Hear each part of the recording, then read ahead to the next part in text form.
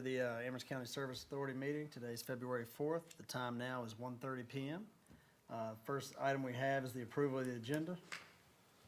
Any motion to approve the agenda? So moved. Motion on the floor. All those in favor say aye. Aye. I vote aye as well. Next item we have is citizen concerns and comments. And none have. All right, we'll give it a minute. Nobody? All righty. Moving right along. Next item we have is the consent agenda. We've got two items on the consent agenda, the draft meeting minutes from last meeting and the financial report. Any questions there, board? I would like to make one quick statement. Yes, sir. There is a typo in the cash account. It is December 31st, 2024. Great catch. It was, sir. it was Great caught, it catch. was caught later and corrected when I started putting in the January 25 data, which I'm just getting now. But cash-wise, we're doing well. Okay. And then you have before you a income statement, a draft income statement. Working with Stacy, we're getting data from RDA, we're through December, which is great. From a revenue standpoint, we are on track at 53% revenues right now, which is very good at halfway year. And as far as expenses, it states that we're 35%. And when I put in the depreciation number, we're actually at 47%. So we're in good shape expense-wise as well. Stacy and I are going to meet to go over these numbers to make sure we're all on the same page. And then I will be forwarding it to Davenport, as well as our infrastructure master plan listing, so we can figure out the best way to move forward with the various projects we have facing us. That's all. Just Thank want you, to let sir. you guys know that. Appreciate that. Board, any questions? All right, is there a motion to approve the consent agenda? So moved. All right, motion on the floor. All those in favor say aye. Aye. I vote aye as well. Next item we have is the information report. Mr. Costello. Okay, I've got two things I'd like to add to the information report. This happened this past, really happening this past week. On Isaac Walton Road, we've had some discolored water complaints. And we believe, it's hard to say exactly where it commenced from, but we believe, in looking at the history, the incident with the fire hydrant, scoured the pipe. And normally after that, we would be doing a flushing of the lines. But if you recall, right after that storm event, we went into the bitter cold time, and that's not the time to be flushing and throwing water in the ditches and on the highways. So I think that just the sediment got contained, and it's been moving through our system. We have been flushing, opening hydrants and relieving that, working with customers to flush it through their homes and get it out of their homes. And then also yesterday, it was brought to us that on Kenmore Farms Road, there's some issues out there. And in the past, it has been caused by the landfill filling their tanker trucks off the hydrants. Don't know if that's the case or not. I know they've utilized some water out there to clean the roads. However, we're working with them, and as of late yesterday, when they need water, they're going to be going to our water treatment plant. A little more inconvenient, but that way they can't be blamed for any issues, and we can at least start narrowing down where the causes are. So there's that issue.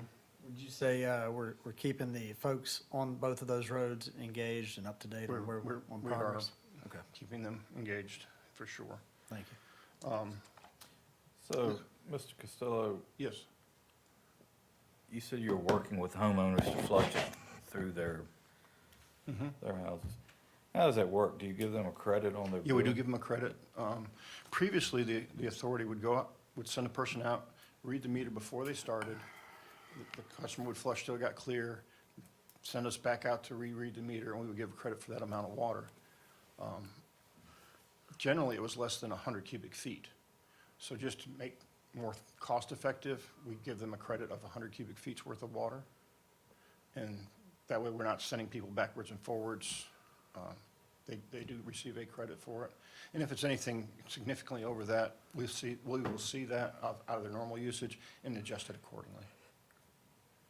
It's not right for them to have to pay for our discolored water.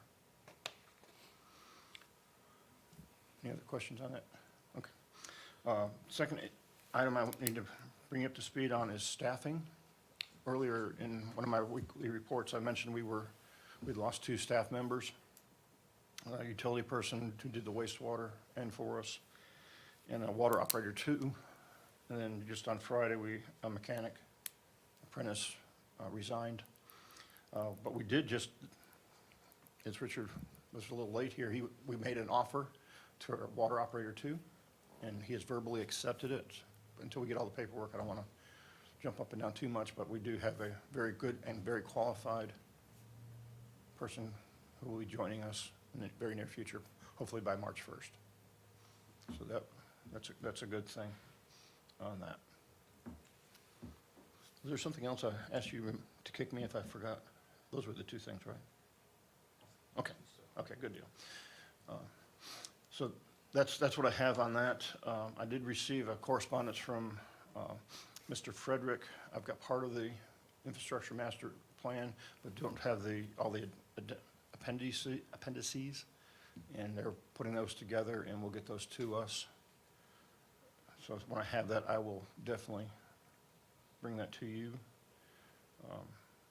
And then with that master plan and how having financial data, we'll be moving forward with a financial master plan so we make sure we do what we have to do, what we need to do, and can afford to do, all in the same time. A newer item is the VWP permit. That's our water withdrawal permit. Expires on May 7th. You as a board in October authorized me to utilize Hurt and Profit to assist us with that, and we had our first meeting with DEQ. Everything was gravy. It was a simple slam dunk permit renewal. That was the first meeting. After we turned everything in, it has become it's being evaluated as a new withdrawal. So significant additional work has been needed to satisfy DEQ. That was all turned in on January 24th, and we were waiting to hear back from them as to acceptance. But one thing we have been able to do through this process is rebuild relationship with the DEQ permit writer. So I was told by the Hurt and Profit permit person, we were the first group to actually ask her how she wanted the data to be presented.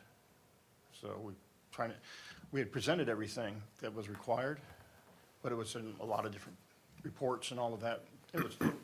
It was difficult to locate the information they needed. They had a checklist new to us, so we put everything in there, bookmarked everything. And then they also had problems within their PDF viewing system. A lot of our report came off really fuzzy, really scrambled, so there were some data issues there. But anyways, we're now, fingers crossed, moving it forward. I did update, I was able to close the funding for the LEAP principal forgiveness loan on January 3rd, so we're receiving those funds here shortly that we've expended.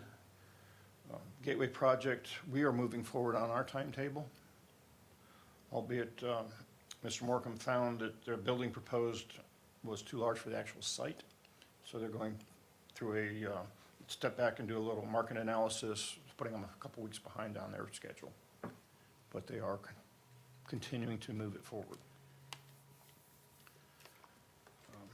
Again, we've submitted invoices to the PDC for reimbursement for this South Madison Heights Infrastructure, PER. Have had a very good conversation with EPA. That was before the government shut down stuff, but anyways, we are on track for that project in our schedule of going out to bid this summer with construction starting in November. Works very well in their timetable as well. We did respond to VDOT's Campbell Street sewer comments. Hope to hear back from that. I have begun, I've just about got a cost estimate together for the AMI project. Doing one more piece of information to make sure my numbers are relatively correct. And we'll include that into the information going forward to the financial folks. The SCAD Advisory Committee got canceled on the 23rd. The eastern part of the state had snow, we didn't. They didn't know how to handle it. We did receive our VPDS permit for West Briar wastewater treatment plant with the increased ammonia limits that we were anticipating. And then, just as I submitted the package for publication, we did receive our DEQ inspection permit for both facilities. And I'm proud to say, this is the third time in my entire career that I have received DEQ inspection letters with no comments from DEQ. The staff is to be commended on that effort, because they always could find something, and we were on top of our game.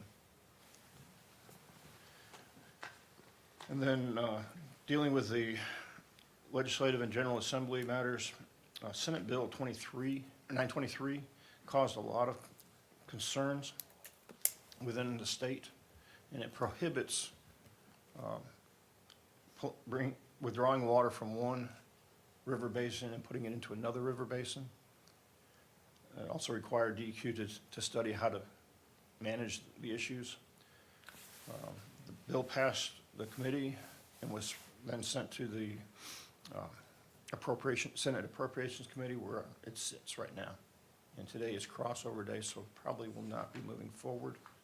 But there are a number of systems within Virginia that move water from, like I mentioned in here, the James River Water Authority, and that is a partnership of Louisa and Fluvanna County.